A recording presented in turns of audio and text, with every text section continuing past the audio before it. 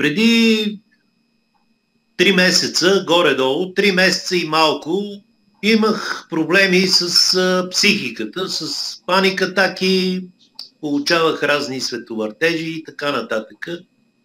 Общо взето не се чувствах добре. И един лекар ми изписа един антидепресант. Казва се Денаксид. Той е страшно много познат. Така наречения, от много места съм черпал информация, безобидното розово хапче. Което, да, наистина, нали, все пак аз не го взех на своя глава, изписа ми го един кардиолог след посещение при него. И аз много не му обърнах внимание, т.е. не исках да се запознавам, просто изпих едно хапче, като ми го преписа сутрин и на обяд. По 2 хапчета на ден. И действително почувствах се добре. То си е лекарство, то е с рецепта. Макар че мога да си го вземеш почти от всякъде без рецепта. И започнах да си го пия, без да пропускам. И така доста време. Всичко беше точно, забравих за проблемите, дет се вика, нещата се толкова успокоиха, че изобщо много добре се получи. Обаче минах се така доста време, период от около 2 години, не съм засичал точно, нали, дати от взимането, но започнах нещо пак да получавам, някакви същите симптоми, проблеми, притеснения, изпотявания и така нататък. И отидах да си взема, че ми беха свършили, денсита ми беше свършил, отидах в аптеката и аптекарката, без да я познавам, ме попита: господине, вие ли го пиете? Горе-долу беше, аз съм на 65 години, горе-долу тя беше на моята възраст. Викам: да, госпожо, аз го пия, как се чувствате? Тя ме попита и ми викам: на времето, като ми го изписаха преди 1-2 години, беше много добре. Но викам, сега вече не съм добре и изобщо не знам защо го пия. И тя каза: спирай го, вземи си, аз си взимах по цяла кутия, тя вика: вземи си 1-2 блистерчета и се опитай да го спреш постепенно. Това и беха думи. Обаче аз не спазих нейните препоръки и реших, че или ще го спирам, или няма да си играем постепенно и така нататък. И изведнъж го спрех и не се минаха и 2-3 дена, може би 1 седмица и започнаха истинските ми проблеми. Ама наистина проблеми.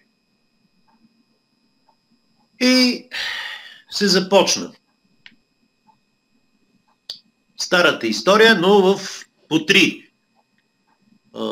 световъртежи, страхови неврози и главоболия, кръвно започнах да дигам, стигнах пак до лекари и започнах пак да се ровим в интернет.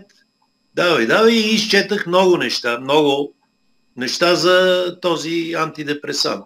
Оказва се, даже започна, което не знам дали да го казвам, но ще го кажа, не е нищо срамно, да започнах нещо жените да не ме привличат. Мъжкото его нещо, викам: какво става? Аз съм 65 години, все пак не съм престарел, аз, нали. И обаче прочетах, да, действително, то си го пише в инструкциите за този денсит, че също влияе.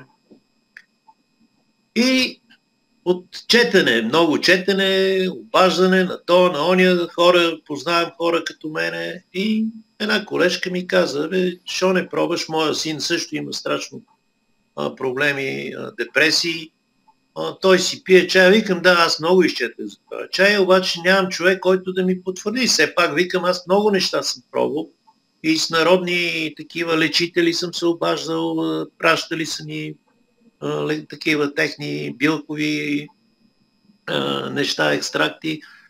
билки и не се получава, да речеме там за някакво кратко време. И що не опиташ с Демир Бозан? И аз викам, хубаво, каквото ще да става, вече нямам избор. Така или иначе, химии пих, това пих, това пих. По такива ходих за разни лечители, психиатри, психолози. И накрая викам, ще си го поръчам. И си поръчах. Поръчах си една кутия и много интересно, така по средата на... защото, нали, както пише в опътването, 3 пъти на ден се пие. По средата на месеца изпитах така едно някак си по-добре. Даже започнах така 1-2 дена, 3 дена да не чувствам, пак се върне паниката. Нали, аз работя портиер, съм нощен портиер. И така си продължи и си коментирам, нали, с тази колежка. Тя вика, да, сина ми, вика, той си го пие, вика непрекъснато, нали, не спазва 3 на ден, пие си, примерно, като такова си прибере от работа, направи си едно чайче, изпие си го и така, вика, той непрекъснато си го пие. Обаче аз викам, сега ще спаза опътванията 3 месеца и ето, вече съм на края на кутията, 3-ти месец и определено силните, големите, не съм казал, че съм окей напълно, но големите проблеми, които ги имат, бучене в главата, шумове, какво ли не, сега не мога да ги изреждам, те са страшно много, даже залитания, какво ли не ми се е случвало. И сега съм вече на финала на 3-та кутия. И мога да кажа, че друго не съм взимал, освен чая, нали, защото аз отделно си имам проблеми, имам ошипяване в врата и така. Горе-долу, сега не знам за шиповете дали ми помага, но за другото съм почти на 99%, че с този чай ми е много по-окей. Да, говорим за оригиналния Демир Бозан, който струва 43 лева. Оригиналния, поръчан от вас с доставчик на фирмата Фарма Витал, точно така. 3 кутии сте ми ги доставили и това е с кутията, с целофанчето, опаковката и така.